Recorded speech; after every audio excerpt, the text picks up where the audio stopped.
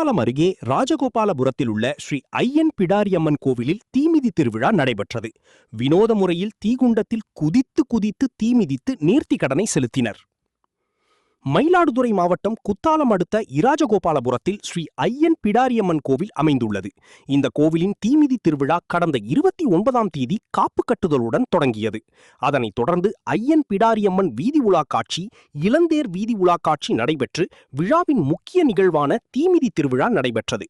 இதனை முன்னிட்டு திருத்தேர்கள் வீதி உலா காட்சி நடைபெற்றதைத் தொடர்ந்து கங்கணம் கட்டிக்கொண்டு விரதமிருந்த பக்தர்கள் குத்தாலம் மெயின் ரோடு சாஸ்தா கோவிலில் இருந்து மேளவாத்தியங்கள், வானவேடிக்கைகள் முழங்க சுக்குமாத்தடி ஏந்தி நடனமாடியவாறு கோவிலை வந்தடைந்தனர்.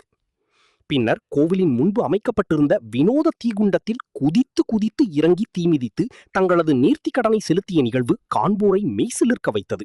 பின்னர் சிறப்பு அலங்காரத்தில் எழுந்தருளிய பிடாரியம்மனுக்கு மகா தீபாராதனை காண்பிக்கப்பட்டது.